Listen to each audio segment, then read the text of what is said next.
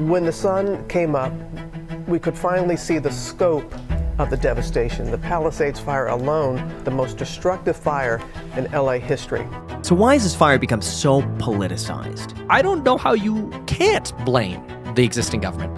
I'm literally talking to the president right now. Can I hear your call? Because I don't believe it. The entire state is a disaster. Crime is completely out of control. The water crisis is a literal, unmitigated hell. Because Karen Bass didn't fill the reservoirs. So the fire trucks are there, they couldn't pump water. Insurance is a complete ripoff, heavily in part because of our politicians. Some number of private insurance companies have been non-renewing policies in the Pacific Palisades area. It's going to take a massive political shift away from this supermajority of Democrats that we have right now in this current leadership. I'm not saying Democrats are bad. I'm not saying Republicans are good. I'm just saying that the current people that are in office all need to go because they've all failed California.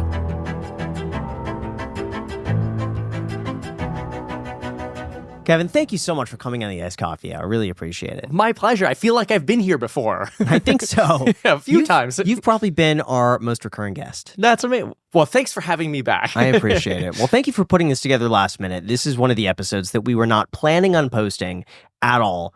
And I think with everything going on, it's really important to talk about what's happening. We wanted to call you in particular because you actually ran against Newsom in his recall in California. You have a lot of insights into the political system, what actually goes on behind the scenes. You're in real estate, and we've all been affected by the fires in one way or another. Not a lot of people know this, but my mom actually lost her house in the 2018 fires. Jack, you lost your home. Lost my home in the Thomas Fire, which was like late 2017, early 2018. Yeah. And and you were in the same location basically as Jack. We opened our window. Well, I mean, Lauren, I had like 4 hours of sleep that night, and Lauren's like, Kevin, there's an evacuation order, and this is the fire. And I'm like, fake news. This was back in 2017. I didn't believe it. We opened the blinds above our bathtub, and we could basically see where your house was and the fires coming in. That close. We were in the flatlands under it. But yes, that was a terrible, terrible day. It was pretty brutal. We all have experiences we can share, obviously, in how it pertains to the fires that are currently going on in California. So I think we all have a few unique insights, and I think it'd be an important thing to discuss. So that's why we're recording the podcast. Absolutely. Well, I'm excited to talk about it and the solutions that hopefully California can implement. And we'll see if the new Trump administration can help with those as well, because Newsom can't get anything done. Yeah. Well, this is one of the things I found very interesting. Technically, now this is the most destructive natural disaster in the history of Los Angeles. The fire was moving 5 football fields a minute. It's one of the worst wildfire episodes in California history, with an economic loss of $135 billion to $150 billion. A question I want to ask you, do you think California is still a good place to live for the average person? Oh, great question. Well, I think there are a lot of opportunities in California outside of the political spectrum, just because we have a lot of jobs. San Francisco Bay Area. San Francisco obviously has turned into a disaster under the leadership of people like London Breed, the mayor of San Francisco, and Gavin Newsom, who was the mayor before that and is now the governor.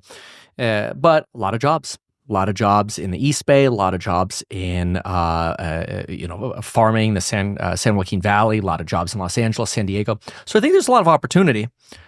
The problem is the politics have made it so prohibitive to advance in certain types of businesses, to grow your business, to try to grow your investments in California. Simply make a simple comparison to taxation. What, out here in Vegas, your top tax bracket is 38%, your Fed plus your maybe Obamacare tax 3%. Look at that same thing in California, and you're at 54%.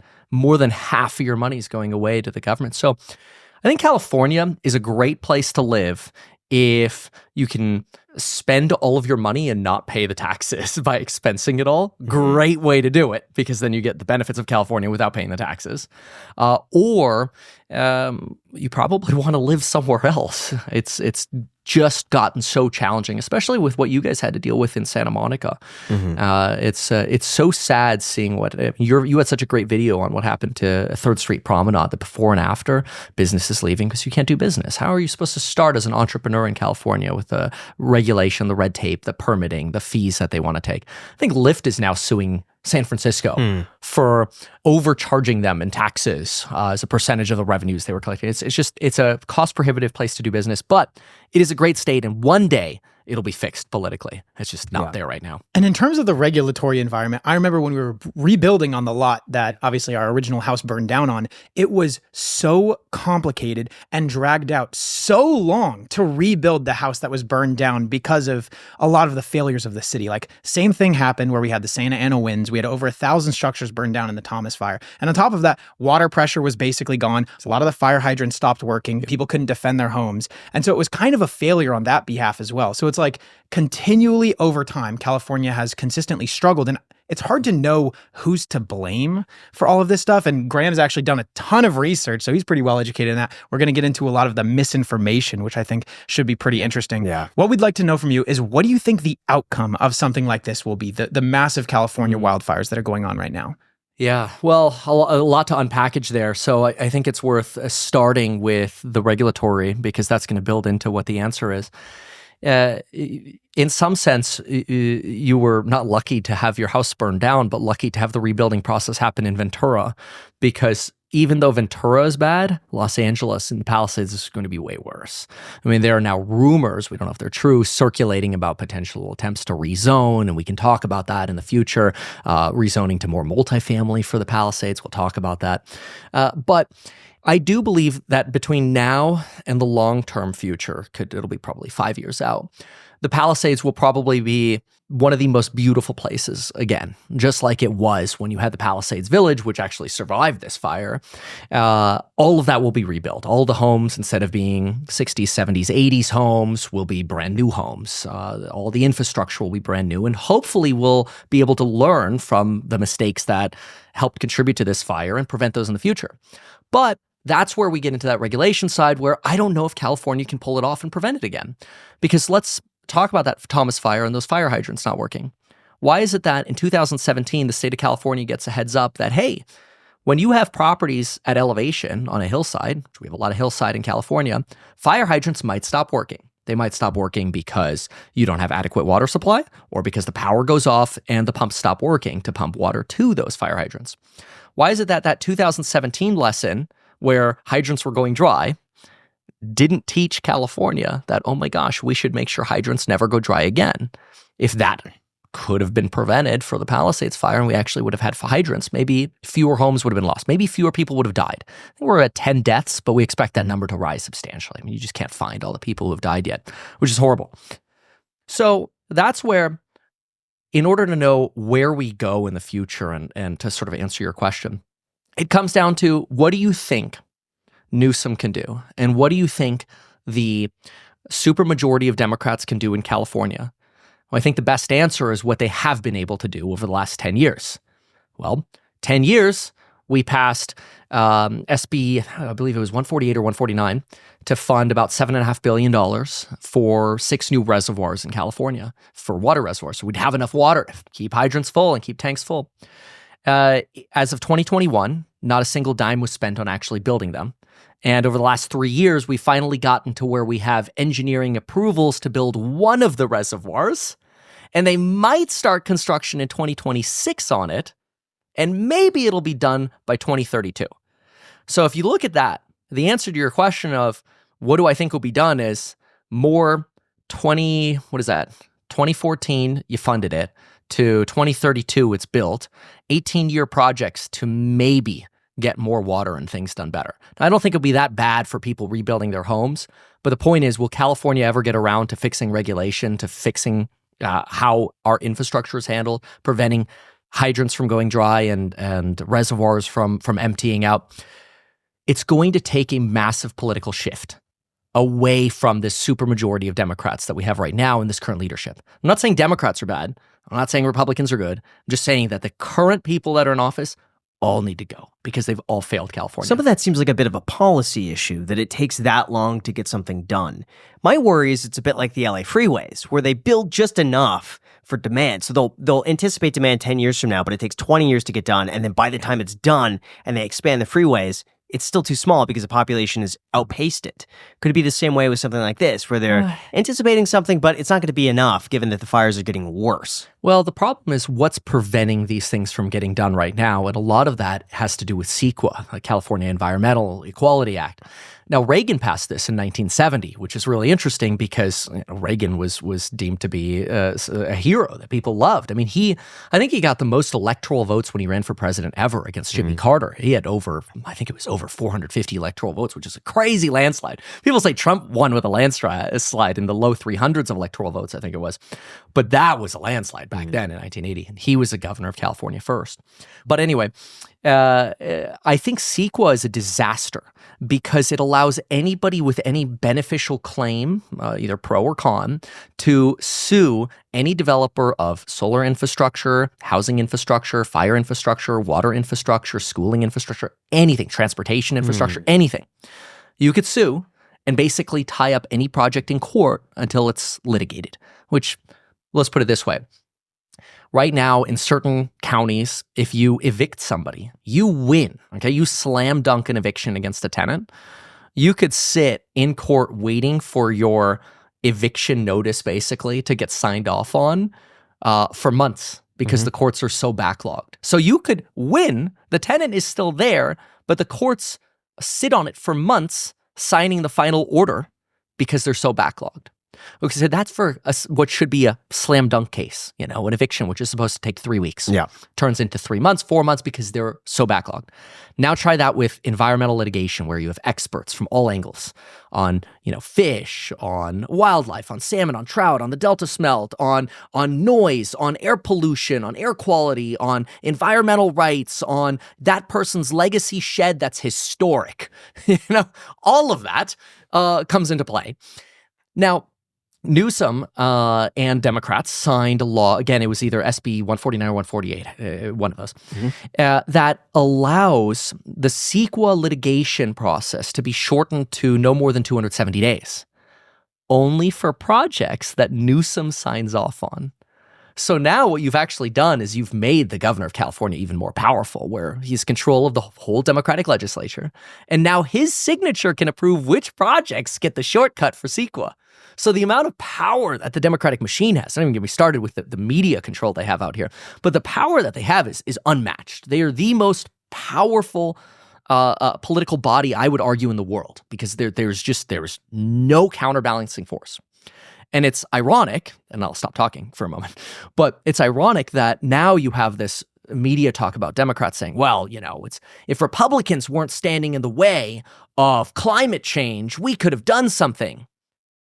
There is no Republican standing in your way in California because you have a supermajority of votes in the legislature. Even Arnold Schwarzenegger didn't, have that problem when he was governor as a Republican in California. Supermajority means literally a Republican can't do anything. They've got over 70% of the legislature. You've got the Democratic governor.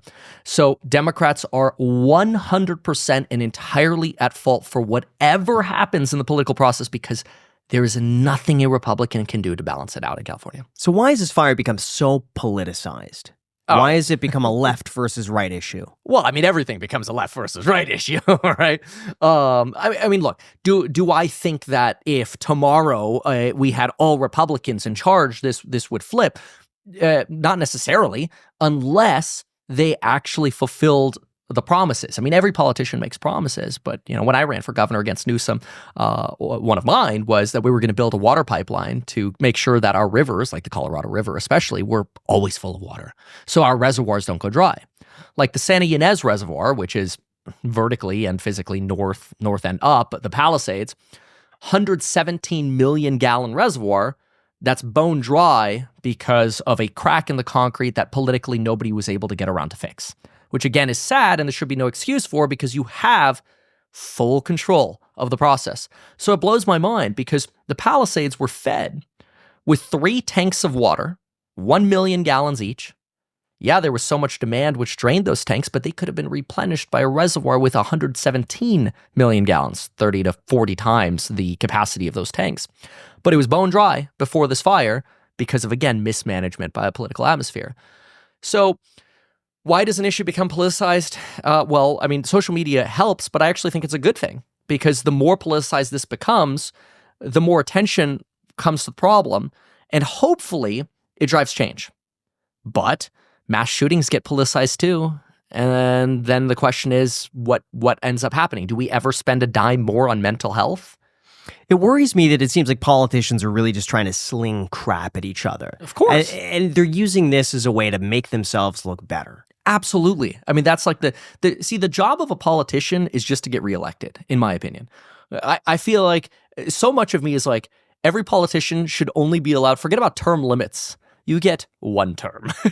And then once you're in office, you never have to worry about having another election.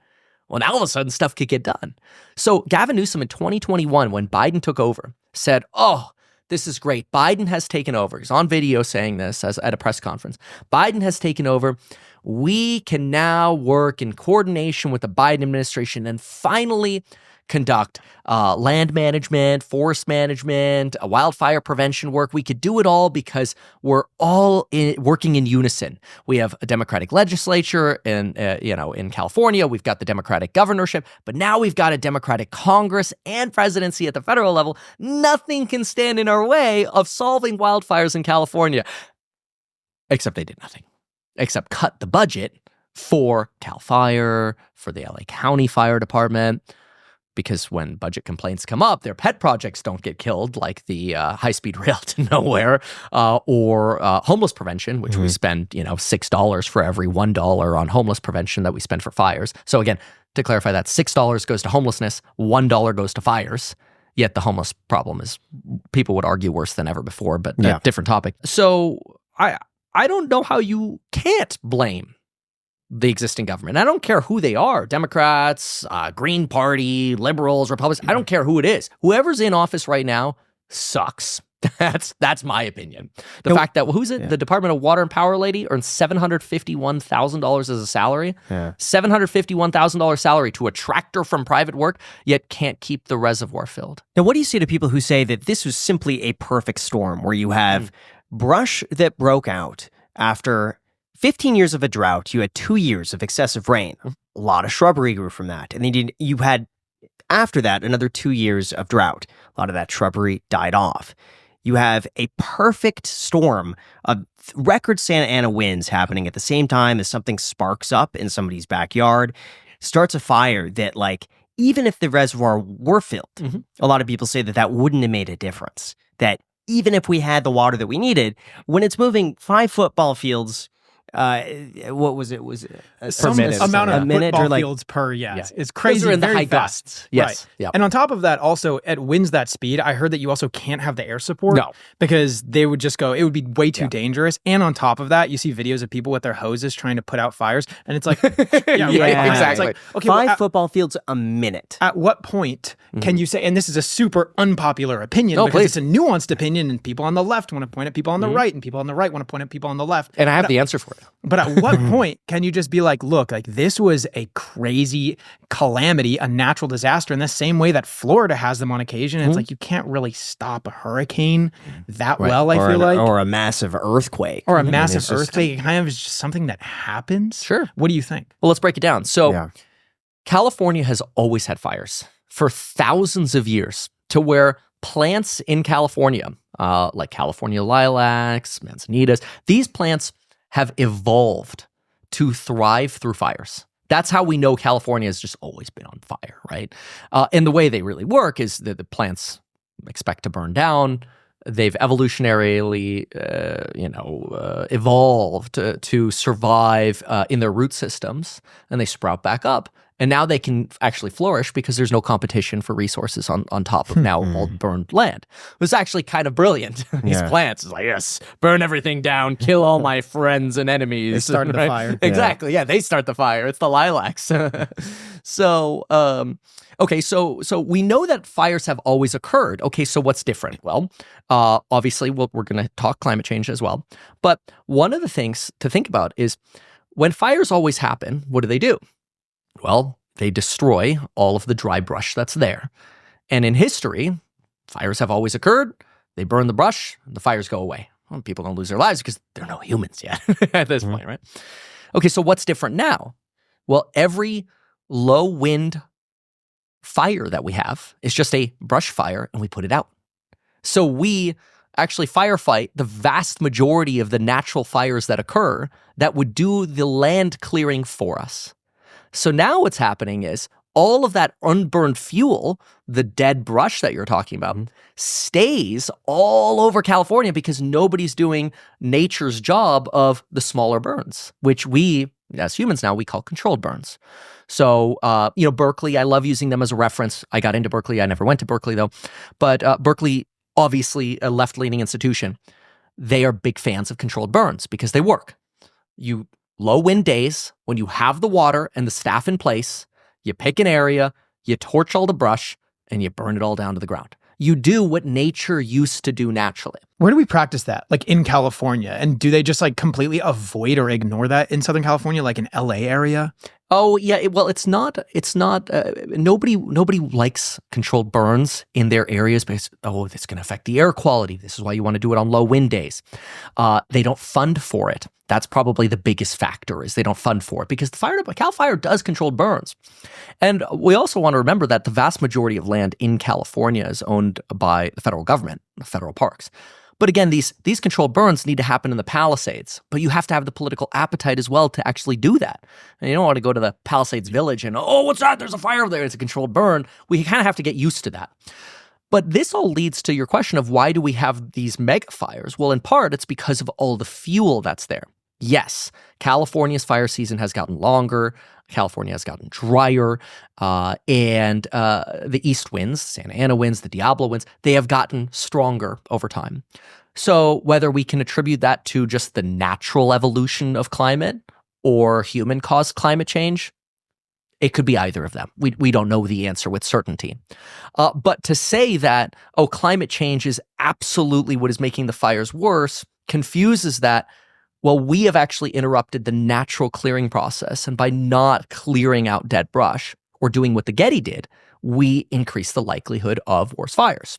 In fact, you mentioned that your house that was rebuilt was built much better than, before the podcast here, than the 1960s homes because it's built with, stucco or concrete tiles. It's fire hardened. You don't actually build as much brush around them anymore. That is useful. But also what the Getty did is useful. So the Getty's a historic museum. How did they not burn down? Few little things. One, they trimmed their brush so much that they were interviewed and they said the brush that caught fire by the Getty was like rosemary on top of a hot pizza in an oven. It burned and it looked like a large fire, but it was more like a flash. So it burned up and then it was gone. There was no more fuel. The rosemary was burned. They had their shrubs trimmed so far down that when their shrubs caught fire, they basically self-extinguished. There was nothing to catch fire. Their tree canopies were higher. They cleared any of the dead mulch or debris along the floor. And of course, it helps that, firefighters are there as well, who have water, which is why it's important that our fire hydrants work.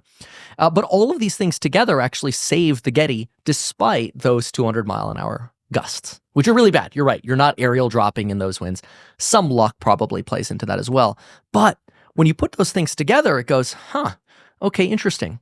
Maybe we should be conducting controlled burns. Maybe we should pre-deploy firefighters when we're expecting 200-mile-an-hour gusts.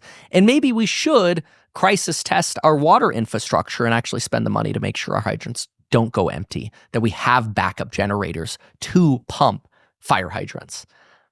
How much do you think that would have mattered in this case, though, with the Palisades fire? But before we get into that, on this podcast, we talk a ton about how you can grow your wealth, but there's also a question that's just as crucial, which is, what if you're not around to protect it? What happens to your family, your home, your future? Well, don't wait for the unexpected. With our sponsor, SelectQuote, you can secure your family's financial future no matter what tomorrow brings. SelectQuote is one of America's leading insurance brokers with nearly 40 years of experience, helping over 2 million customers find over $700 billion in coverage since 1985. You see, other life insurance brokers offer impersonal, one-size one-size-fits-all policies that may cost you more and cover you less, while SelectQuote's licensed insurance agents work for you to tailor a life insurance policy for your individual needs in as little as 15 minutes. And did you know the more life insurance coverage you need, the more likely you are to overpay for it? With SelectQuote, you can save up to 50% compared to other companies, whether you need just a $500,000 policy or a $50 million policy. And if you're in good health, they work with carriers that can get you same-day coverage for up to $5 million with no medical exam required. All you got to do is head to SelectQuote.com and a licensed insurance agent will call you right away with the right policy for your life and your budget. SelectQuote, they shop, you save. Get the right life insurance for you for less at SelectQuote.com/ICH. Once again, that is SelectQuote.com/ICH today to get started. SelectQuote.com/ICH with the link down below in the description. I have a question for you. When's the last time you needed to see a doctor, but you pushed it off? You made the excuse, I'm too busy, it'll heal on its own, or I don't know which doctor to go to. To be honest, I think we've all been there because booking a doctor's appointment can feel incredibly daunting. But thanks to our sponsor ZocDoc, there's no reason to delay because they make it so easy to find and book a doctor who's right for you. ZocDoc is a completely free app and website where you can search and compare high-quality in-network doctors and click to instantly book an appointment. You could filter for doctors who take your insurance, are located nearby, are a good fit for any medical needs you might have, and are highly rated by verified patients. And once you find the right doctor, you could see their actual appointment openings, choose a time that works for you, and click to instantly book a visit. And appointments through ZocDoc also happen fast, typically within just 24 to 72 hours of booking. You could even score same-day appointments. So stop putting off those doctor's appointments and go to ZocDoc.com/ICE to find and instantly book a top-rated doctor today. Once again, that is ZocDoc.com/ICE, ZocDoc.com/ICE with the link down below in the description. Thank you so much to ZocDoc for sponsoring this episode, and back to the podcast. How much do you think that would have mattered in this case, though, with the Palisades fire? A lot. So, look, once you have a massive fire and you've got these 5 football fields, 200-mile winds, yes, obviously, to some extent, there's nothing you can do, right? To some extent, it's a moving inferno. There's nothing you can do. But if every home is built the way you said, fire hardened, and you have fire crews deployed, and you have land that's being irrigated because people have enough water, and it's in people are building in drought tolerant manners, you reduce those risks. So the Getty irrigated all of their landscaping the same morning of the fire. They purposefully drenched everything because they had the availability of water. They were trained in how to prevent a fire from burning down the Getty. And it goes to show that you can prevent, even in those winds, destruction. Do you think LA did the proper thing by notifying residents enough ahead of time to warn them for stuff like this? Because I feel like if a lot of people had maybe a little more insight into what might happen or maybe the risks associated with this, they would be watering their plants more. Right. They would have taken more precaution ahead of time. Because to me, this seemed like it almost came out of nowhere, where we kind of heard about this maybe like the day-ish before as like, hey, there's a high wind advisory, high chance of fire, just be prepared. And that was about it. Well, a few things. So yes, number one, I honestly, I don't think, I would argue that 99% of people don't know the best way to fire harden their home. And that's an education failure by the government, by the state, right? It's sort of like, do you recycle styrofoam or not? Okay, well, the answer is no, but people still throw styrofoam in the recycling bins all the time. I'm guilty of it. Everybody does, because especially when the shippers stick the styrofoam to the side of the package, it's like, this is freaking annoying, right? But anyway, so you can only blame the government, a failure of education, same thing like with shootings, a failure of mental health education. The buck stops with the government. So education helps, building codes help, but as far as notice, education around what high wind advisories mean would be useful as well, because first of all, it shows you how stupid. The mayor of Los Angeles, Karen Bass, is in Ghana to celebrate the inauguration of the president of Ghana. The reason I bring that up is because even the mayor of LA didn't take those wind advisories seriously. Because Lauren, I just became a pilot, by the way. Mm-hmm. My Congrats. Wife, thank you. Yeah. My wife is like, and I never thought I would do it. Yeah. My wife is like, please do not go fly Sunday, Monday, Tuesday, Wednesday, Thursday, Friday of this week. Because A, she's deathly afraid of me flying, and B, she's like, it's going to be windy. So, like, people have known that the winds are coming, But apparently nobody cared enough to work, again, even the point of the mayor of LA deciding, oh yeah, let's go on a trip to Africa and be Ghana in Ghana. Well, I'll tell you my perspective. I never thought that area was that big of a risk. It's not that State Farm knew. But it's not that hillsidey. I like a lot of the residential area. I'll give you this. The Highlands, when you go up the mountain, I understand that. But when you go to the residential parts down below, I would never think that those were a significant risk. Sure. Yeah. It's tough because so I like to use this app. It's called Windy. And I've only ever started using it since I became a pilot. But it's really cool because you can sort of, not sponsored, you can sort of forecast what's going on with winds and where they're moving at different elevations, different locations, different wind speeds. You see it all. It's really cool. And when you play around with it, you actually end up seeing how the wind funnels between all of the mountains and the ranges we have. And as I was looking over the last few days of the fire, the Palisades were the perfect funnel for all of that wind. And I would venture to say, I mean, I'm not an insurance actuary. It's one of the licenses I don't have, actually, insurance out of all the licenses. But I would imagine the reason State Farm canceled 70% of their policies in certain regions in California, specifically the Palisades, was because they knew the wind patterns and could basically paint on a map and say, okay, this is where the funnels are. This is where our risk is. This is where we don't want to be. Now, I'm not here to defend insurance companies at all. Okay, insurance companies have a lot of problems. But I can tell you what the Wall Street Journal just said today, which is that insurance companies in California spend $1.09 per $1 they collect in California on just claims, which doesn't account for all their operating expenses, which could be another 30, 40 cents, 50 cents, who knows, maybe $1, I don't know. So they're net losing in California? Yeah. So why do they continue to operate? They don't. That's exactly why they leave. I'll tell you an insurance comment here, but about a year ago, I wanted to bundle all of my insurances together between all the properties in California, the place here in Vegas, all the HARs under one policy. Sure. And I went to so many places and they say, oh, we'll insure everything, but we're not touching California.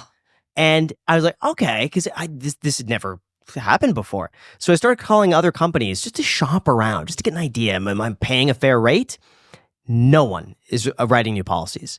And so I talked to my guy with my current insurance company. He's like, yeah, man, you're grandfathered in. You got in at like, because I started working with him in like 2011 when I bought my first property. The same company. Wow. And because I have a longstanding history with them and just keep adding to policies, never filed a claim, no nothing, they're keeping it for now. Yeah. But yeah, you can't find a new insurance policy. Yeah. Part of that too is just, so it goes back to this political thing too of politicians want their votes again to get reelected. And so, well, what's been unpopular last 3 years? Well, inflation. Okay, so the costs of things have gone up. We all know the cost of things have gone up. So of course the cost of insurance is going to go up. But when the insurance premiums go up because they have higher costs to pay, that's very politically ugly for politicians. And so politicians try to fight it. So they put caps on it. And what happens anytime, and this is macroeconomics 101, what happens every single time we put a price ceiling on something? Shortages. And so that's what we have, a shortage of insurance options in California. And so California decided, okay. Well, we'll solve that problem by creating the California Fair Plan. So the California Fair Plan gives you temporary insurance for a catastrophe. It gives you no liability protection. So it's like a scam of insurance because now if somebody trips and falls on your property, they're like, oh, no, we don't cover that. They've got about $750 million in the California Fair Insurance Fund right now. That'll cover about 350 homes in the Palisades, and then you're out. Well, we just lost 9,000 structures. They're not all under California Fair Plan, but a lot of them are because State Farm just canceled a bunch of policies. Fair Plan people go to Fair. Does have a $2.5 billion reinsurance on top of that. Oh, yeah. So here's the funny thing about reinsurance is reinsurance is coming from the private sector, but reinsurance up until December of 2024, insurance companies were not allowed to add to the premiums that they collected the fees for reinsurance. So put a different way. Yeah. If let's say it costs $100, in calculated risk for an insurance company to insure your asset, whatever it is, $100. And then they go to the marketplace and say, okay, we're going to take this and we're going to sell that and or get insurance on this bundle of properties that we're insuring, reinsurance. We'll keep a portion of the risk. We'll keep 25% of the risk, but we want to sell 75% of the risk. Well, if it costs them $100 to sell that, now they're taking 25% of the risk, but zero of the money. They keep $0, which is obviously bad. Again, why they're losing money. So normally insurance companies say, okay, well, we need to sell this for more. So we add to the premium the cost of reinsurance. That has not been a possibility in California until December of 2024, when so many insurance companies were threatening to leave that California Insurance Commissioner finally U-turned and said, okay, we will let you add reinsurance costs to premiums so you can actually survive in California. So again, politics. So what's the impact going to be on the average person with home insurance in California? Terrible. Like rates are going to go up because, I mean, the way I look at it is, nobody thinks that the politicians are going to change. Nobody thinks that now magically California is going to build more reservoirs, have more water, have working fire hydrants. So you have to ask yourself, if Gavin Newsom tells you for 10 years, we're going to be better at fires, we're going to be better at fires, we're going to be better at fires. And let's say he runs an island called the Smith Island, okay? And you're like, yeah, I want to consider doing insurance for the Smith Island. And Gavin Newsom runs it. It's a town of 30 people, an island of 30 people. You want to offer insurance there. Are you going to trust Newsom to actually have water in the fire hydrants or the people that, operate under him, fire chiefs, whatever it is? Well, the answer for most insurance companies is no. They can't trust him because for not just years, decades, they've been told, we'll be better at water infrastructure. And it just never happens. What happens if someone's underinsured? I'm really curious what's going to happen with a lot of these properties because 2/3 of people in California are underinsured. Yep. And the average person is underinsured by 20 to 60%. Wow, that's worse than I thought. It's really bad because I did a whole video about this about a year ago, and it forced me to actually call my insurance company and up the limits. Up your limits, yeah. Because I realized, wait a second, I'm covered $800,000 rebuild for a property that I'm going to have to probably spend 1.3 on, maybe. So I got the limits increased a little bit, but it's wild. And it's not going to keep up. No, it doesn't. An insurance company is never going to remind you, hey, man, you might be a little underinsured here. They're going to keep it as low as possible. Right, exactly. Yeah. Well, one of the reasons homes are typically underinsured is because codes evolve over time. Fire codes. Naturally, this is fair, but also because of the fragmentation of codes in California.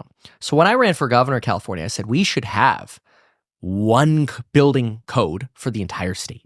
So that way a furnace that's approved in the San Joaquin Valley is also approved for Ventura County. Now you could have little modifications because I understand climates are different, but let's be real, 90% of building should have the same building codes throughout the entire state.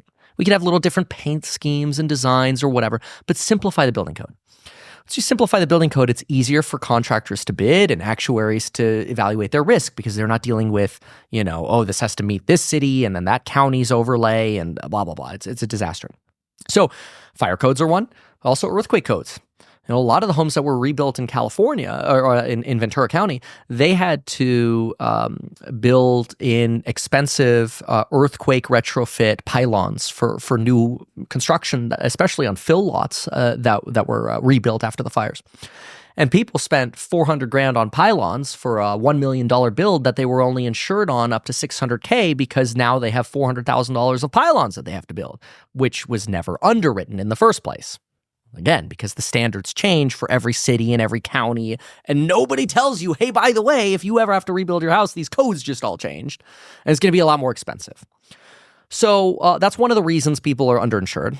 A second factor is really just usually the bump in insured value is maybe 1% a year or whatever, but appreciation and inflation in building materials is much more than the 1%. Labor too. Oh my gosh, yeah, especially in California. So that's also funny you mentioned that because if you want to get through the CEQA exemptions, you have to use prevailing wage labor, which is instead of market rate labor, you're paying maybe 2 times market rate labor for contractors to actually do work on your properties.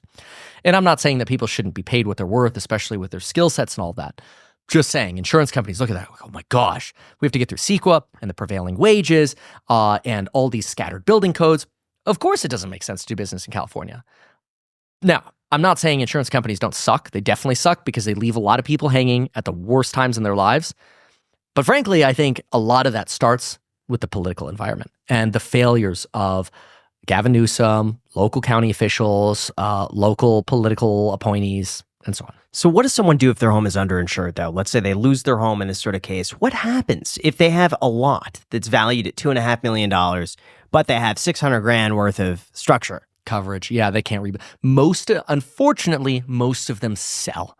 Most of them will sell their lots to then developers who come in and they build. So they sell to spec builders.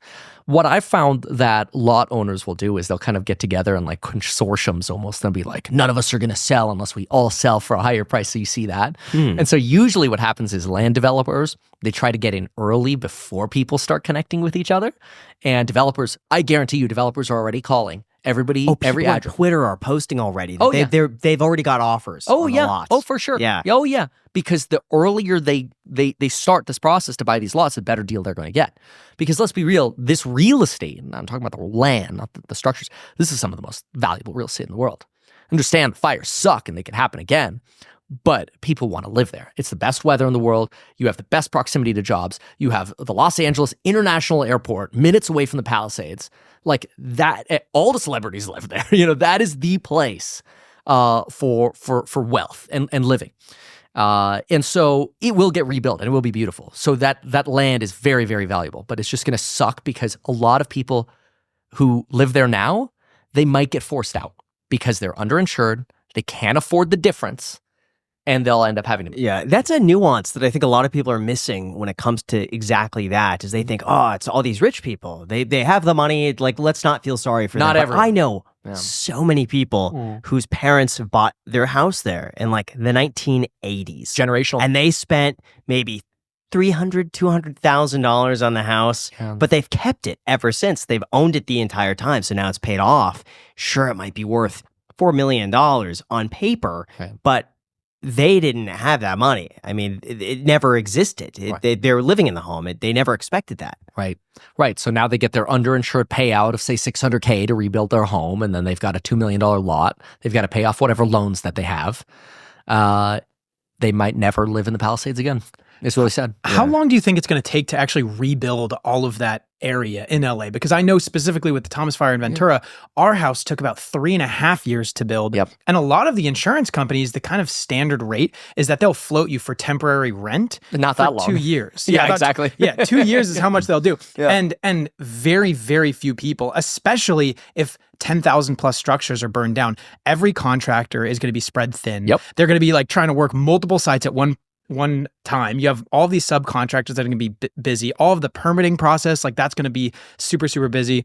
I have no idea how this is going to get resolved. How long do you think it's going to take for it to get back to normal? 2030. 2030. Yeah, because LA is notoriously slow with everything. And the magnitude of this damage is so much that I think probably what'll happen is they're going to try to rewrite building codes first before they get anyone through to try, hopefully, to mitigate the issues of these the way hydrants are built, the way reservoirs are built, and hopefully they figure all of that out correctly this time. I mean, I think to what you're saying, the market demand is going to be insane. Not yet for contractors, but in 2 years, it's going to be good business to be a contractor there. And on top of that, we noticed during our rebuild process that it probably cost between 35 and 50% more during the fire rebuild because in the Thomas Fire, it was like 1,000 structures, I think, burnt down. But in this, so far, it's 10,000, 10 times the amount. And I just think like overwhelmingly, people are going to really struggle unless if Biden says, or I guess eventually Trump, helps and bails them out. Because there have been, I mean, he did say that he was going to help and float for like 6 months. It's not going to do anything. Yeah, it's, I mean, I wish the Biden administration was already doing more. It seems like Trump is talking more about what's going on in California than Biden is. I mean, I think a lot of people, I'm not trying to sound anti-Biden. I know it already does sound that way. Or I definitely anti-Newsom. I will say that, definitely anti-Newsom. That's why I ran against him for governor. But yeah, the government can help, but unfortunately, I don't know that government will be able to muster it just because trying to take this, what's going to be a 5 or 6 year process and try to streamline it, it's going to get tied up in all of the red tape that people like Gavin Newsom say they can solve and they just never do. So it's unfortunate, but I want to talk about another byproduct that you just brought up. It's not just contracting prices that are going to go up, it's rents that are going to skyrocket. For all the normal people in LA, now there are fewer apartments available. There are fewer single-family homes available. So anybody who wants to renew their lease now or move into LA because they got a job, I wouldn't be surprised if you see rents go up 20% in all of LA. Heck, that could hurt our international or our nationwide inflation numbers. It was interesting. Jason Oppenheim shared a story on Instagram that a client showed up to a rental listing, just an average listing, nothing special. There are 20 people outside. Oh, yeah. 20 people were outside. Yeah. Well, people lost every their one home. of his listings, he has a listing for $13,350, $13,500 a month. Wow. Got offered $20,000 a month for it, 6 months up front. The owner wants more. There you go. Yeah. So, and that's going to, well, every single person who's like, okay, my house is either burning down, going to burn down, or burned down over the last 2 or 3 days, the first thing they do is, okay, where am I going to live? I'm not going to live out of a hotel in a suitcase. So Zillow.com, look at the rentals or Redfin or whatever, right? Yeah. And exactly what you're saying is what you would expect. Now, then this is where things get interesting because then the political idea is, okay, well, all those people are price gouging. They're being greedy. Or then the flip side of the argument is, well, there's a shortage of available housing. What does that go back to? Oh, well, it goes back again to politics. We just don't build enough. So yeah, prices will skyrocket. Although really quick, if you're in a business, you understand that managing the finances could be a hassle. Things like cards, payments, and receipts pile up very quickly. But with today's sponsor, Ramp, it doesn't have to be that way. Ramp is the corporate card and spend management software designed to help you save time and put money back in your pocket. With Ramp, spend policies are built into the card to control spending before it even happens. It automatically collects and categorizes receipts, so you'll never have to chase them down again. Plus, Ramp enforces compliance by flagging violations and locking cards for non-compliance. Ramp also helps streamline your entire financial workflow, from expense reporting, reimbursements, and vendor payments, all in one place. Not to mention, businesses save an average of 5% in their first year with Ramp. Plus, right now, you could get $250 as a thank you for joining Ramp. Just go to ramp.com/ICH to get started today. Ramp.com/ICH. Cards issued by Sutton Bank, member FDIC, terms and conditions apply. Seriously, guys, a huge thank you to Ramp for sponsoring this episode, and back to the podcast. Now, this is interesting. The Senate Budget Committee recently said this is predicted to cascade into plunging property values in communities where insurance becomes impossible to find or prohibitively expensive. A collapse in property values with the potential to trigger a full-scale financial crisis similar to what happened in 2008. What are your thoughts on this? It might be a bit extreme. So which Republican wrote that? Yeah, that's... that I would say that is far-fetched, mostly because at some point when insurance becomes impossible to get, at some point the political leash, if you will loosen and people will enter the insurance market. It's always how it works. The price goes up high enough for insurance that insurability becomes like an option again. I mean, look, you could literally start an insurance company today. Hey, we'll do all the insurance in LA. Whoever's having trouble getting insurance, we'll do an insurance company. And you just securitize the risk by selling it on the market. Hey, who wants 10% yield on a bond for this high-risk insurance company? People will buy it as part of their portfolio. Yeah, they're calling them catastrophe bonds. Have you seen these? There you go. Yeah, it's already a thing now. There you go. Exactly. So So people will always be able to diversify away their risk. So I don't see property values plunging. In fact, and this is in areas that you can't get insurance or insurance is so expensive. Yeah.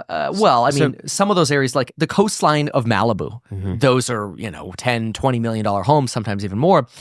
Of course, insurance is going to be prohibitively expensive there because they're either going to fall into the ocean or they're going to burn down again, potentially, right? But people want to live there. So somebody will pay those exorbitant fees. And then again, people will risk it away.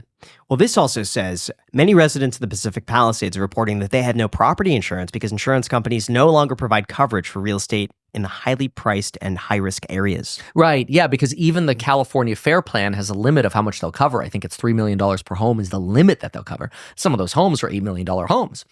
So, yeah, that's possible that people have just entirely dropped their coverage. State Farm announced their non-renewals in March. Correct. Which means March is 10 months ago, which means 10 out of 12. Probably, what is that? Over 80%, 85% of insurance policies have probably lapsed, assuming, you know, an equal amount of dispersion there, that not everybody's renewing in lumps. So in English, most of those policies, the State Farm ones, have lapsed. If they couldn't find other coverage, they've gone to the California Fair or have been uninsured. Yeah. They're screwed. In this case, it's terrible. It was 69.4% of the Pacific Palisades 69? got dropped. Yeah. 0.4. Yeah. It would be That's funny. State Farm. 69.420. Yeah, exactly. That's State Farm. Was dropped. Yeah. Yeah. So exactly. So their choices are you either go to a different carrier, if you can get it, pay the higher fees, or you go to California Fair, or you self-insure. Self-insure obviously would be catastrophic at this point. Oh, absolutely. Yeah. Allstate, too, announced plans. This was in November of 2022. Paused new homeowners, condo, and commercial insurance policies in California to protect current customers. Yeah. What about tens of millions of dollars homes that are not insured at all? Like, I saw there was like a $30 million home listed on Zillow that burnt down in the fire. All of these crazy expensive homes that are not insured at all. What is there? They're probably insured. At that level. At that level, you have to, you think? It's not like you have to. It's like when you have a $30 million home, your net worth is probably So you're self-insuring? $250 million plus. They're having insurance. There's no way those people wouldn't have insurance. My understanding is if you're that high net worth, you could basically have anything underwritten because insurance companies can cater to what you want. Yeah. Like very customizable policies because agree. you're spending so much money. They might spend $200,000 a year on insurance. An insurance company will make that happen. Well, I'll give an example just to make an insurance comparison. So, I own a plane. The cost to insure my plane is $30,000 a year. With 2 professional phenom-rated pilots. I am a brand new pilot. I've got 100 hours. I've landed a plane, 300 times, a little single-engine Cirrus with a parachute. In order to be the second pilot with a professional pilot who's flown for 2,000 hours or whatever, my insurance policy goes from $30,000 a year and 10 companies want to offer us insurance to 1 company wants to offer us insurance, and that'll be $130,000 a year. Wow. Yeah. So, like you say, and like I was, you can insure anything. How much you want to pay? So, yeah. And what about the insurance companies? Are any of them going to like go bankrupt over something like this? Maybe. Or what's the ripple effect from something like that? Oh, yeah. I mean, that's good. I mean, there are massive insurance funds. Like, I think there was just a headline, and I wish I read up on this one. I think it was BlackRock or Blackstone. One of their insurance funds just tanked in the stock market today after these fires because, yeah, I mean, there's loss. But that's why a lot of these insurance companies want to trade publicly, because what you're really doing is diversifying the risk to the public, to retail traders. Yeah. Oh yeah, I have Allstate insurance. Let me swipe up on Robinhood and buy some shares. They're the ones holding the bag, right? So yeah, it's all been thought of. But can they go bankrupt? Yeah, totally. Because when California Fair Plan fails, and as you said, they send that reinsurance risk back to the private market, absolutely there could be bankruptcies. But bankruptcies just turn into some other insurance company buying the dip on that and taking over those companies, like Spirit Airlines. Somebody's going to buy those planes. And somebody's going to buy those routes, some other airline, as they're in bankruptcy now. I mean, JetBlue tried to, and then got stopped by Lisa Khan, and people like, oh, Trump's going to replace her, and who knows, maybe then the merger will go through, and maybe Spirit will still be alive. Yeah. A lot of this for insurance companies is really caused by Prop 103. Ooh. Now, this was passed in November of 1988. And according to this, insurance companies must get approval from the California Department of Insurance before implementing any rate change. They have to argue why they need to charge more money. This process could take more than a year, so rapid increases can't happen. California is one of the only states that allows outside groups to participate in the rate review process. That is why insurance companies are unable to go and say, well, our risk went up from last month. We need to raise our rates. Right. Yeah, this, again, it seems to come back to politics. And again, I want to just be clear that insurance companies are no angel. And so many people get left hanging because, I do think it should be incumbent upon insurance companies to say, like we talked about earlier, hey, there are new building codes, you're underinsured. Hey, here's how you should fire harden. Whatever. Hey, maybe you should have an extra policy for all the insurables inside your home, whatever. So communication and the service they provide, insurance company claims processes, they're all designed to be a pain in the ass. It's kind of like what happened with Luigi. What were on the shell casings? Deny, Defend, defer, defend, and decline. depose. Okay, perfect. You know it better than me. There's so many of these D phrases. Dick. Insurance companies suck, okay? So, and that was inspired by the book that was written, I think, in 2010 or so, on how insurance companies basically try to make your life miserable. Like, why is it so hard to get a customer service rep on the phone? Because maybe you won't put the claim in if we make it hard for you, right? It totally makes sense that insurance companies are scummy in doing this because it props their bottom line. When their bottom line gets propped up, all the people who get stock-based compensation make more money and they get to go buy bigger homes and cars or whatever they want. The game is obvious. Like, it reads like a book. It's obvious why they do it, and it's scummy. But again, a lot of the problems do also point at politicians. It's funny. I was on a walk with Lauren yesterday, and there was a guy walking around. I've never seen the shirt before. Walking around, and I told Lauren, I go, "That's a great shirt. Defund politicians." I'm like, that's a good one. That's a great one. That's what I'm saying. If you can never get reelected as a politician, you don't really get all the outside funding anymore because you have an expiration. So that's why I thought it was so funny when I was running for governor of California. I'm like, look, I'm not trying to pull a Newsom where he's trying to do his 8 years of damage here and then try to go on to the presidency because I was born in Germany. I can't be the president. So it's like, let me just do the governorship and that's it. It's not like I'm going to fundraise for the presidency, right? Yeah. Let me actually take, because this is what I would do. Emergency control. I mean, look, Newsom declared a state of emergency, but he doesn't build with a state of emergency. Deploy the National Guard, not to protect against looters. You could do that as well. But also the Army Corps of Engineers to start building. Start building the reservoirs that we need or repairing the Santa Ynez Reservoir under emergency powers. Build now. Yeah. In terms of insurance companies, Allstate made the statement that they would resume selling new policies in the Golden State should regulators adopt proposed regulatory changes to make it easier for insurers to raise rates. Right. Which it sounds also very unpopular because, again, nobody wants to hear that rates are going to go up. So it's like, Allstate's greedy. They just leave and then prices go up anyway because there's so little competition. So it's hard. I think it's not just the regulation, though. It really comes down to if you built out infrastructure better, the reservoirs, you dealt with the Delta Smelt, and the fish. Yeah, let's talk about that. Yeah. Is there a water shortage in California, and what's causing it? Okay, so this is an interesting one to answer. At any given moment in time, there is usually a water shortage. But of the amount of water that goes into California, there is a massive excess of water.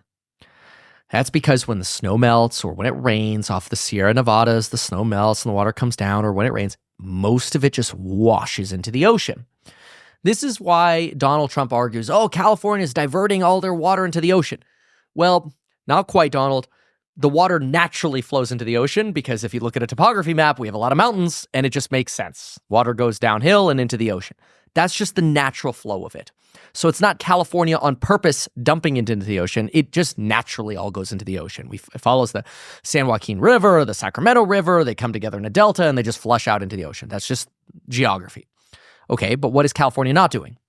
Well, they're not building dams or reservoirs that could actually divert this water down to SoCal, keep the Colorado River filled up, build more reservoirs so that we have enough water pressure for our fire hydrants.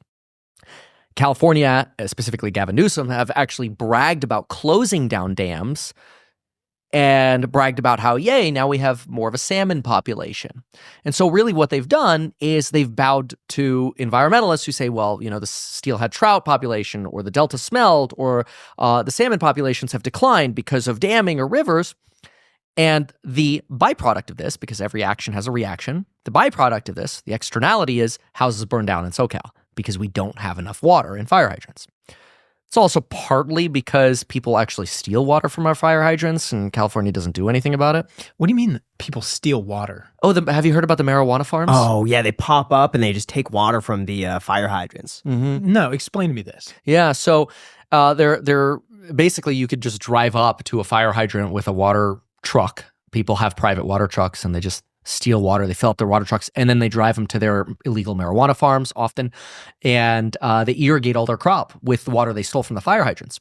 That became such a problem. You can Google this. That became such a problem that instead of California enforcing these problems, because when they tried to, they would raid the farms, and they'd be like, oh, no, okay. They wouldn't prosecute them, and they would just set up shop again the next day and just get back to illegal marijuana farming. California's solution to this rapid issue was not penalizing people stealing the water, it was removing fire hydrants. So they just removed more fire hydrants in California, which has fire problems. So that's California's government for you. If you had somebody who was in power, who also had full legislative control, they probably would be able to do something about it if they had the willpower to do it, but Newsom doesn't. How do you go after those people? What were they doing? Just letting them off? The people that growing the plants, or that gets pretty complicated, and I don't know every detail about it. But from what I've heard, as with any almost crime in California, the district attorney is so buried that they just have to choose the highlighter of what they want to go through. They're so underfunded. The police have essentially been underfunded, defunded almost. And so you just don't have the money to prosecute all these crimes. So you have to come up with plea deals or just don't do it again, pay little fines, whatever. And you just never get through the process. So to where it actually just becomes a cost of doing business. So these farms would pay the legal fines, after prosecution lasting for, usually they just defer their prosecution, waive their right to a speedy trial, and then they just litigate this for, a year maybe. And then they come up with a settlement. Okay, we'll pay a $5,000 fine. We won't do it again. If you're running an illegal marijuana farm, you're making a whole lot more than that. It's just a cost of doing business at that point. Why do you think California citizens are so divorced, let's say, like on the ballot, from the reality of their environment? Like, as their environment continues to get worse. I mean, I grew up in Ventura, which is a California city. I mean, you live there. Graham grew up in California. Yeah. I have watched the state continue to get worse. Every single time I go back to visit Ventura and see my family, I'm so excited. I'm like, I love this. I love going back to visit Ventura. 2 times ago, I saw someone get, I'm going to bleep this out, and outside of a bar. Are you downtown serious? Ventura? Oh my saw gosh. it happen. Yeah. Right there. It was gang. Did you tell me about this? I don't know if I told you about You it. didn't. You did not tell me about this. Yeah. Well, I mean, I don't particularly love talking about it. It was pretty. You saw it? Yeah. It was pretty gnarly. It was gnarly. Wow. Yeah. So, I mean, there was like a scuffle outside of a bar, and I think it was either gang related. It's most likely gang related behavior from a neighboring city. And yeah, you got one insertion right into his heart. Oh. Yeah. And he was like a 24, 25-year-old guy. That's terrible. That's and so sad. I don't feel safe out anymore in California either. No. Like, I feel like, and then I do. I won't go outside without a gun sometimes because I'm just like, I don't feel safe in California anymore. Now I'm licensed, so it's okay. But it's gotten to that point. There is definitely a strong difference between what it was like when I grew up there and what it's like now. I'm continually, every single time I go back, I'm like, yikes. It's their approach on crime, I feel like. Oh, yeah. Even it's because I got a camera in the back of one of my properties, which is facing the alley. Okay. The amount of things that I've seen back there. You can make a TikTok channel. I have someone sending me, go to this timestamp right here. And I go, and it's awful. Oh, my God. Because he doesn't prepare me usually for what I'm looking at. But I saw a guy come up on the bicycle and injected stuff in his leg. And you just see him just nodding out there. And it's so sad. Or just passing out in the middle there. I've seen so many times like urination, defecation on the camera. Syringe is also just on the ground sometimes. Like he'll be walking around and it just exists. So sad. Yeah. It's not being picked up. You don't know if that's infected with something, especially when you're walking on the beach. That's the scariest thing. When I'm walking on the sand, I'm like going out surfing. Imagine just stepping on something, A needle. and getting some sort of disease or God knows what. Yeah. HIV, whatever. That's terrible. Now, I will say police presence has stepped up. Recently. And that, recently. Yeah. We had to make a call for something, and they came within like 2 minutes. Wow. Yeah. Yeah, I think Santa Monica's really trying because I think they've seen the devastation that happened, especially on 3rd Street Promenade. And there is also this shift away from the defund the police and progressive movement that we had during the COVID era, really. And this is happening around the world. I mean, you're seeing this with the AfD in Germany. You're seeing this in Canada. Trudeau's now resigning, right? Who would have thought Trudeau was going to resign 3 or 4 years ago, right? So you're seeing this shift away from Democrat voting, basically, in part because of inflation, because of the lack of enforcement of crime, and to some extent, people have become very upset over prioritization of diversity, equity, and inclusion funds or priorities. Like, take LA County, for example, or the LA Fire Department. Adam, have you seen the Adam Carolla clip? Yes. Okay, that was great, right? Incredible. 7-year wait to become a firefighter because he's a white dude, and a woman applied the Wednesday before in the same place. Crazy. This was obviously wrapping up his story on that, but basically, a lot of companies are now turning away from that. John Deere was one of the first. Meta just announced yesterday, it may have been today, that they're ending their DEI program. Amazon's ending their DEI program. They're all getting rid of these DEI programs now because I think they're realizing, like Elon Musk says, that diversity, equity, and inclusion is not getting the best out of us. It's getting potentially inferior candidates into positions of being doctors or being leaders simply because either they're Black or they're Hispanic or they're a woman, when potentially their scores are worse than others.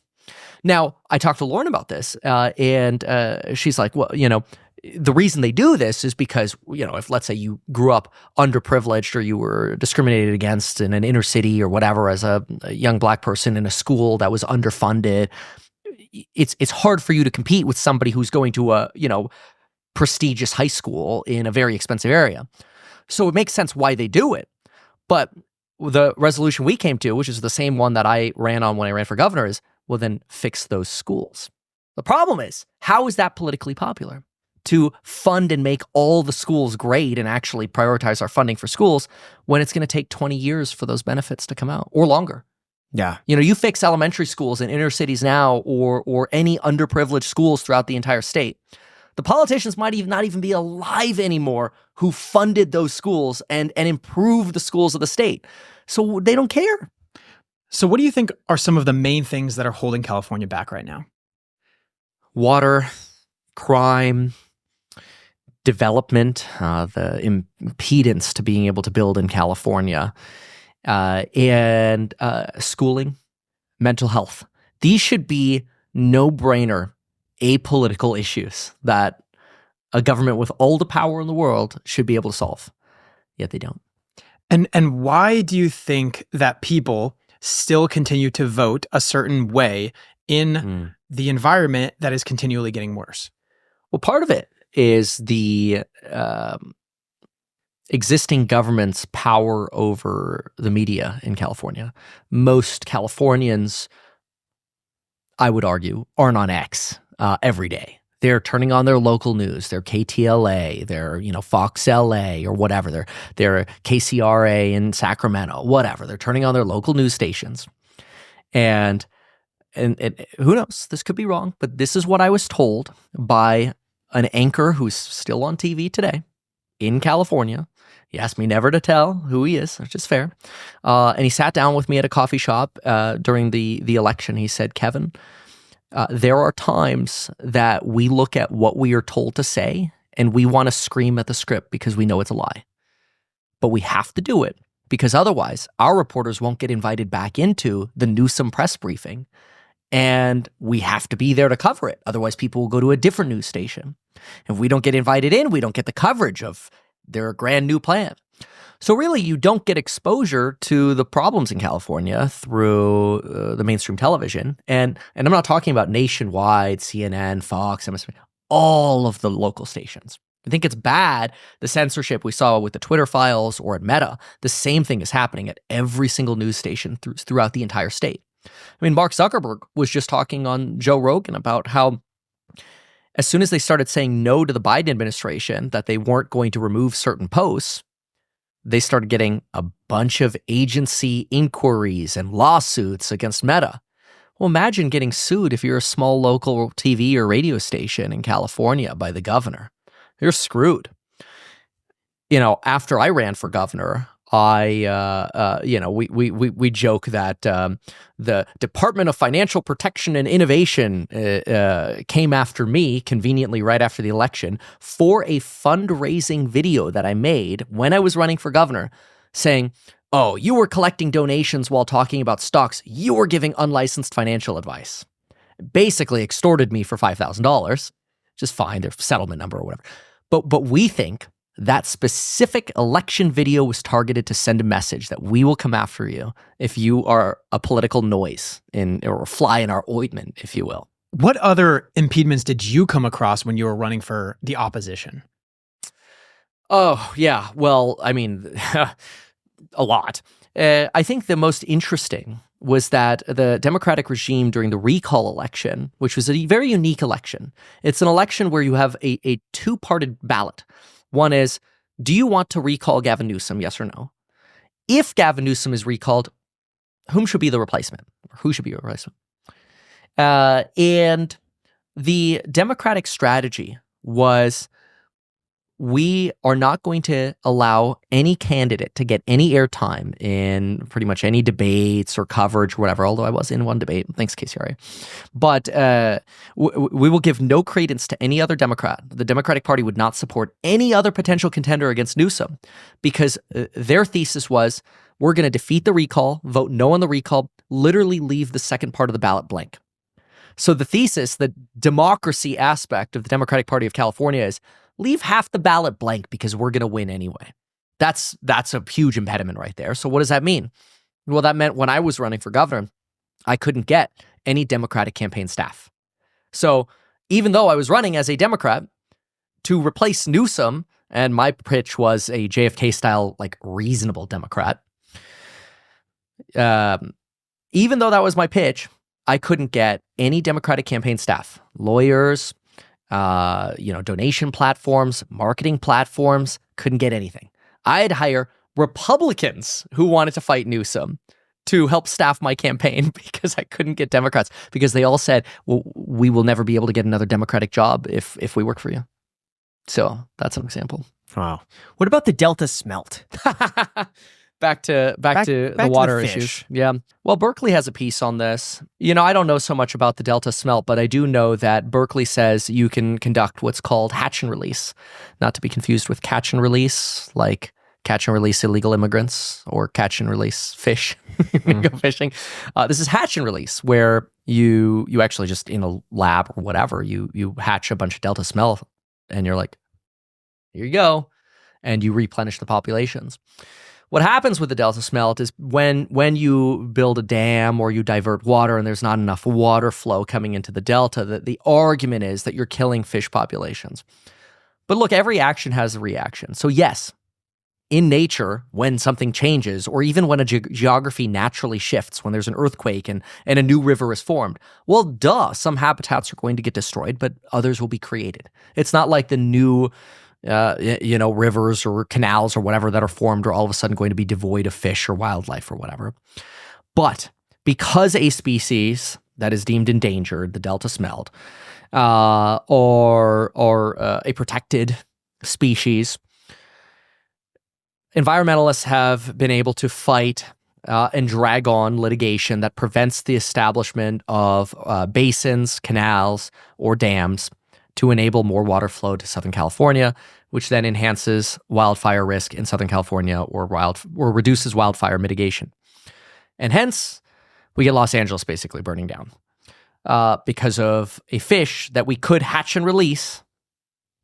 But because of that fish, I honestly don't even think the environmentalists care about the fish. Because of that, they are able to fight in courts and prevent development. So let me tell you my understanding with this, because I did a lot of because I love fish. Yeah. So this is you have a beautiful fish tank, by the way. I really appreciate that. So the Delta Smelt has a lifespan of about 1 year. And because of that, it's seen as a bit of a canary in a coal mine, so to speak. If there's an issue with the ecological habitat in that area, you see it first in the Delta Smelt. There's about 7 or 8 different species of fish that live there, where environmentalists say, hey, if it's not the Delta Smelt, it's going to be any one of these other things. It just happens to be the Delta Smelt because that's a very short lifespan. So we looked at that.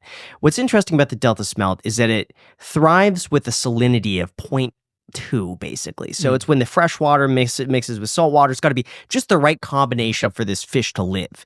And so if you drain too much water from that, there's too much salt that goes in. But now, in a way, it almost helps farmers to make sure there's not too much salt that's going into their crops. So there needs to be that area in between where this fish could live. So they're saying that they could tie this up as long as they want to, not because of the smelt, but because there's a whole bunch of endangered species. But that even if the Delta Smelt weren't there, that wouldn't have prevented anything going on. Los Angeles still gets the vast majority of its water from the Sierra Nevada and from groundwater, and that this Delta Smelt water mostly goes to help farmers in Central California. That's my understanding of it. Yeah. So let's break that down. First, the argument specifically on the Delta Smelt is a perfect example of what we call the slippery slope fallacy, which is let's start with the smallest problem, and then let's assume that problem continues 5 iterations further, and then let's argue the worst case scenario. All the fish are dead. Okay, so let's go through the thought experiment. Kill every living animal in the San Joaquin Sacramento River Delta. Just kill all of them. Okay, they're all dead now. So what do? Well, now you can divert as much water as you want. There's no risk to life anymore because you've killed them all. Okay, so what do you have now? Well, now you have a Colorado River that's potentially filled up, canals that are filled up, dams and reservoirs that are filled up. And then you have to ask yourself, at what point are you investing in protecting Southern California from losing, as you mentioned earlier, $120 billion potentially in economic damage, which is like 0.4% of the entire United States GDP that you just literally lit on fire, which is bad. That's a loss. It's a net loss to society. At what point do you say, wow, you know what? Kill all the living organisms in that delta to prevent even half of that from happening? Because if you prevent half of it from happening, then you have $60 extra billion. So what if now we take a slice of that and now you build new estuaries or, larger pools or ponds or lakes or whatever, and you let this fish that would have been endangered or died there or whatever live there? Right? So basically relocate the fish or the animal and animals. That can all be done with money.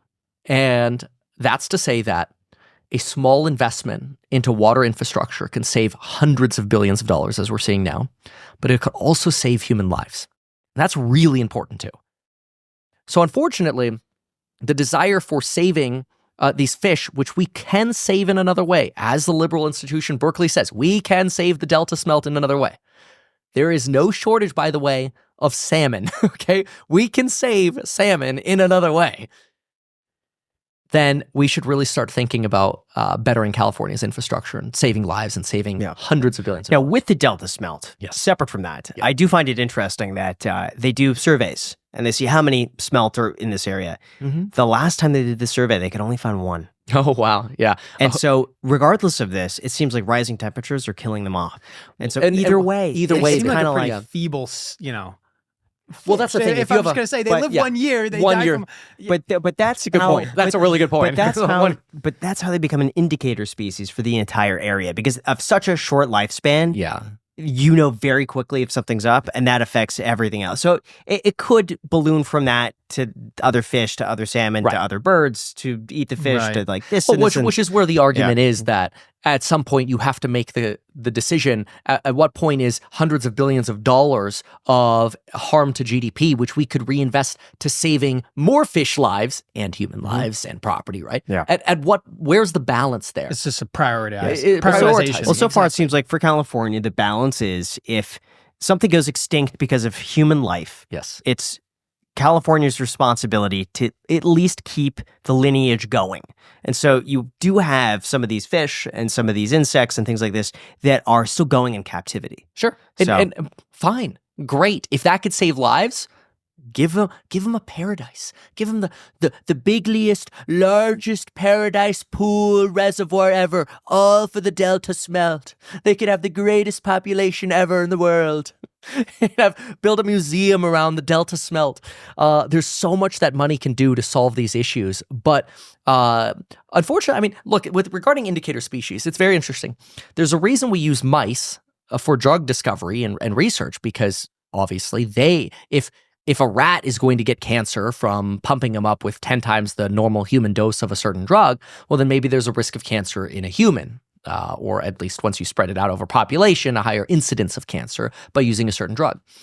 So yeah, the idea of something being an indicator species exists. It's, again, the same reason we use mice, but that doesn't mean that we're necessarily going to see all of the externalities of all humans getting cancer if some of the small indicators come up in mice. Same thing with the smelt. Doesn't mean that all of the other ones are going to die. Save the smelt, put them in captivity, save Southern California. Jack's an indicator species, actually. Oh, for what?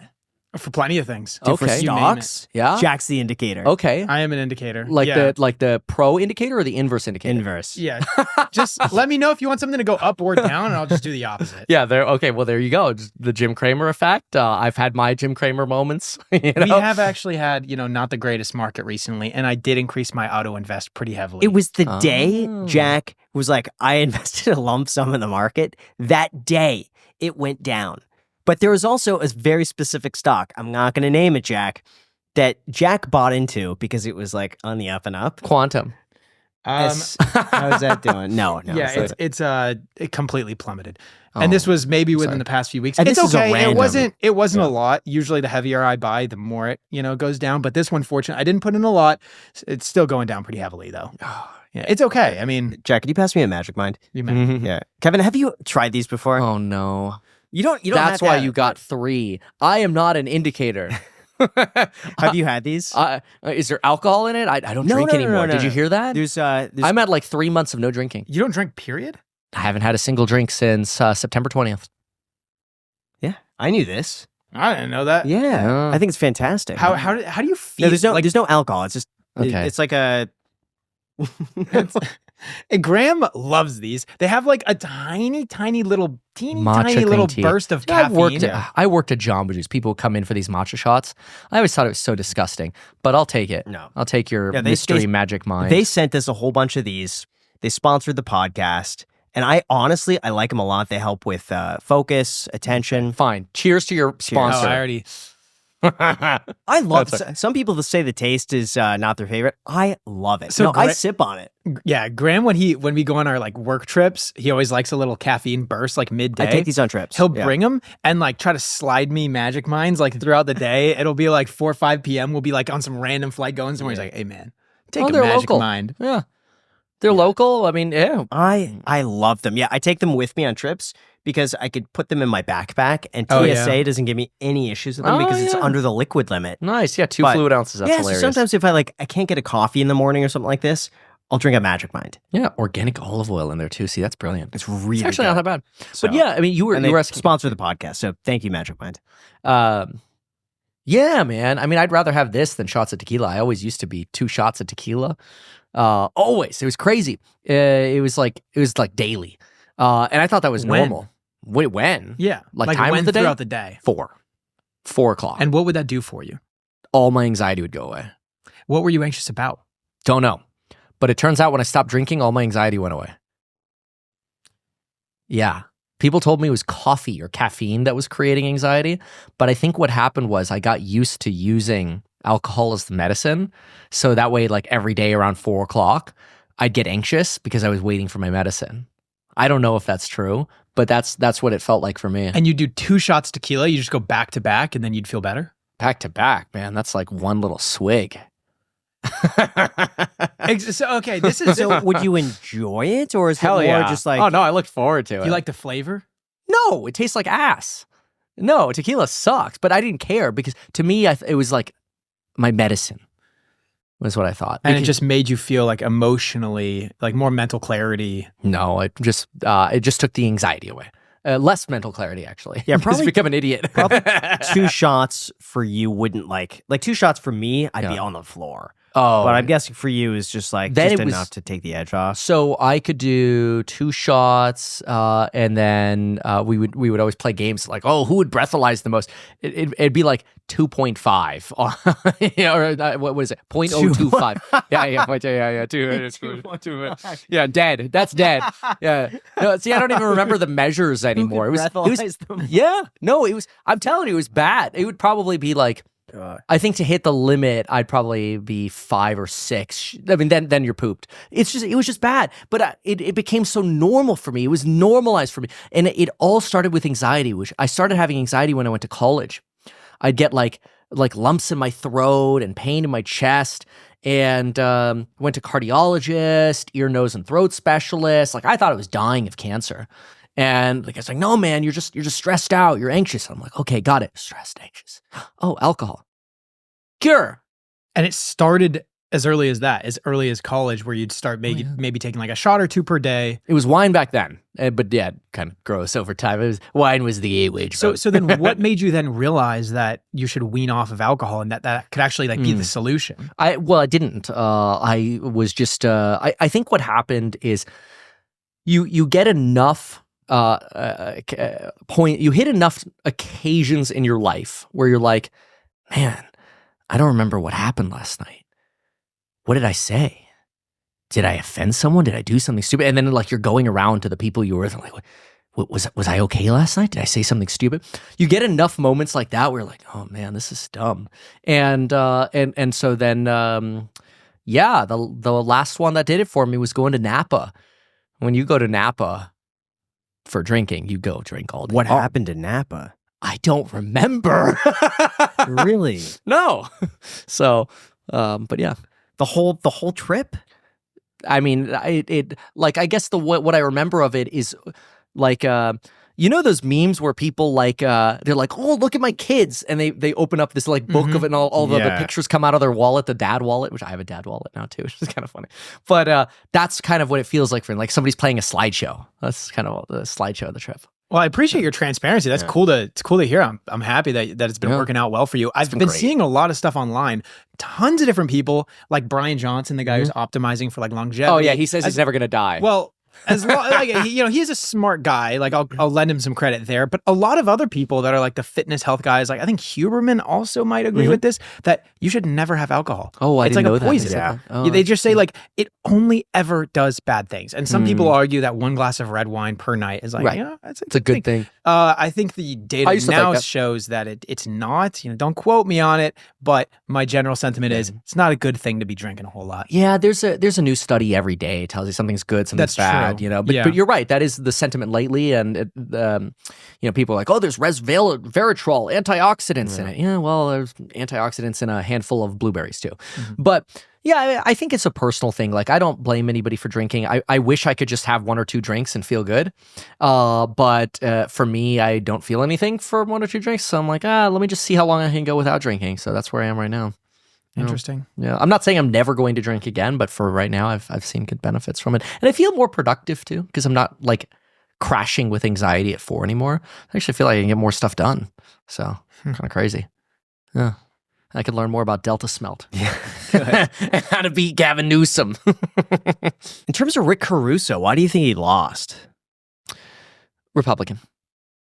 You think that was the only reason? You don't think people were just like anti-rich guy? Oh, sure, they were that too, but Republican. The California is it just votes Democrat. That's just the way it is. Yeah. Why is that? California has just after the 70s, California went through the 70s and 80s this golden era. It just had so much money. So it just had so much to give, and it actually ran a good budget in the past. So what's happened is after generations of having basically the riches, they just got really bad with managing everything from infrastructure to water to, think about the 1960s. They're like, we need dams. State Water Project. Boom, they built 10 dams in 10 years. 10 dams in 10 years. We've been trying to build 6 reservoirs since we funded it in 2014, and we've done nothing in 10 years. So it just shows you that like how different things are now from then when, wow, California could actually get things done. So I don't know if it's like entitlement or what has occurred, but eventually there will be a shift either to a more conservative Democratic platform or just Republicans entirely. Yeah. I do find it interesting. All of his buildings were intact. Palisades. Yes. Okay. So yeah, which does that sort of like enhances the conspiracies. I know the conspiracies that I've seen Tell me on about Facebook. it. Oh gosh, there's one that this entire thing was the doings of Rick Caruso to be able to buy up land. I've also heard the same thing that BlackRock was behind this, that it was a satanic ritual. I hear a lot of stuff. The most plausible thing is that simply his buildings were brand new construction. I believe metal roofs. He didn't have shrubbery that was touching his buildings either. Everything was very well manicured, very well watered. It's like Disneyland. Right. Yeah. And now other people were saying too that his buildings were like sprayed down the day of or something like this, which is possible. I don't know. He's got staff there. Yeah. Exactly. Yeah. But it's not surprising to me that a new construction like that would be much more resistant to fire. Right, because right across the street, Starbucks in a 100-year-old building burned down, whereas the newer construction. Correct. Right. I mean, and this goes to like what you were saying, which is, hey, we're building our homes much better now. So hopefully that's what it is, because then that gives you hope about the future that you don't have this anymore. I think in the future, for any homes that are going to be constructed in that area, probably have to have metal roofs. Oh yeah. They're going to be really strict on plant life and which plants are able to like overhang across something, and then all the roofs should have that sprinkler system that will come up in the event of a fire. The sprinklers come out. Any new construction here in Vegas, they have that now. That's interesting. Yeah. Oh wow. Yeah, I mean, I think probably plant life is the biggest, which is unfortunate because plants make everything kind of lush and pretty, right? I mean, I think at your Santa Monica, one of your Santa Monica properties, you got one of the most beautiful, lush gardens, right? Dreading tearing that up. Oh, yeah. Because I have a feeling, I don't want to put it out there, but I have a feeling that's not going to be there forever because of how dense that plant life is. It's gorgeous. It sucks because that's what attracted me to that home, is walking in and just like it felt like a tropical forest. It's beautiful. Yeah, that is the definition of a problem for fires. I know. they should just put your house up. This is what we don't want. But it's beautiful. It was built in like the 20s. Yes, it was, right? and it was so beautiful. It It's was just very picturesque. sitting pretty, a sitting duck. Yeah. Just a 1920s Spanish So nice, home man. surrounded by greenery. Still have the saltillo tile Beautiful, inside. everything. Yeah, it's nice. Yeah, I it's loved nice. it. I loved it. But yeah, in terms of that or a fire, I mean, it's fire's dream. Yeah. I mean, that's what it is. Well, I mean, I think you could look at newer construction in Vegas. It's a lot of glass and metal and stucco, and they look good, but they're much more fire resistant. Yeah. So, Yeah. The other thing that I am shocked about is that LA is not as strict about plants touching fire lines. Like when they really look at the cause of this thing, they say it's from a person's backyard. Now we have no idea if that means that someone was barbecuing, if a homeless person snuck in and made a fire, if it was vandalism, or what I think is probably most likely is that in a lot of those areas you have these power lines, trees growing over the power lines, and in the wind, when you have that much wind, it sparks. Probably. That's what's most likely to happen. I agree with that. Power line snaps, falls down, sure. And I've seen a lot of real estate in Los Angeles where, I mean, this is obviously overgrown over the power line for like 10 years. Oh, yeah. No one ever trims it back, and no one ever forces you to trim it back. Sure. No one mentions anything. It just is what it is. Again, infrastructure. And that's one of the things. And it's very expensive to put the power lines underground. Oh, God. I think it was like $4 million a mile. Well, yeah, and that's where it comes to like, well, if the brush were cleared, maybe you don't have to worry about putting the lines underground. But then again, how often do we get 200-mile-an-hour gusts, which is crazy too. So in fairness, that's crazy. But hey, at least somebody's being paid a $751,000 salary to think about those things over at the Department of Water and Power. Now, Karen Bass promised affordable housing. Oh, God. How could you promise cheaper housing? That's the most political. That's the biggest political lie. The only way you can increase housing affordability is just by building much more housing. This idea that you're going to come into a very expensive area and say, we will have affordable housing here is very stupid because it simply exacerbates the housing shortage. So I'm a big fan of just build more and let the market decide. But the idea of affordable housing restrictions, they're complicated to get through planning. They become a negotiation contention for developers. They slow down the building process. And quite frankly, from an economic point of view, they do the opposite. Affordable housing actually makes housing less affordable because you have massive wait lists for those affordable housing units, so very few people actually benefit from them, and everybody else is left now enjoying less real estate to pay higher prices for. Do you think it's ever a possibility California could enact a price control on landlords right now from gouging rent? Oh, yeah, sure. Well, I mean, but price gouging already exists, policies for that. So those are probably, you don't even need to pass a law for that. That probably already exists. This would be a perfect case where those sort of laws will come into effect. Like, hey, like your place is listed for $13,000, you're getting an offer for $20K. No, you're not going to rent it out for $30K. But let's not even talk about those numbers. Yeah. Let's use like a townhouse, for example. The townhouse was renting for, it's a 2-bedroom, 1-bath townhouse, let's just say. Let's say it's renting for $3,500 a month. Hey, look, you can't raise the rent more than 20% or whatever. I imagine those sort of policies already exist, but it's probably going to happen anyway. And people will be willing to pay it because they want to live somewhere. People want the certainty that they can sign a lease right now for the next 2 years while they go rebuild. I would. I mean, anybody who's capable of will. Who gets screwed are, like you mentioned earlier, the people who've been there since the 80s. They can't pay above market rents. They can't afford to rebuild their homes. What happens? They get squeezed out of California. That's the real loss, is that sort of culture and diversity that once was, and the character or whatever, that's gone. It all gets exported. What do you think about that wildlife crossing in Thousand Oaks? Oh, I don't know about this. Oh, you pass by it all the time. It's a Wildlife, what? Yeah. They built an overpass over the freeway. It's for, I think, mountain lions, Yeah. right? It's for mountain lions and deer Really? to be able to cross from one side to the other. Beautiful but looking. if I'm not mistaken, it brings it from like the mountainous region to to the a residential region. So it also makes me wonder, like, okay, well, why do the mountain lions need to be over in the residential Well, my region? understanding, they're crossing anyway. So it's like either they get hit by a car, right, and somebody maybe crashes into them, or they just pass it. I'm pretty sure the budget, though, for this is like $100 million. Did you hear about that? No, I didn't know about the That's budget. crazy. It's a beautiful overpass. I will say, you pass by it, and it looks like you're going underneath. Well, they like- haven't finished it yet. It says online that the budget is $90 million for the bridge, and $60 million is publicly funded, and $30 million is privately funded. Yeah, that's dumb. So $90 million to make something for a golden eagle to be able to cross a freeway. I'm joking. That's obviously, I'm being a little bit No, that's- exaggerating it's right fine, there. But there is, bobcats and other things. But still, I mean, that is $90 million, which Would is... you rather it be spent on that or homeless?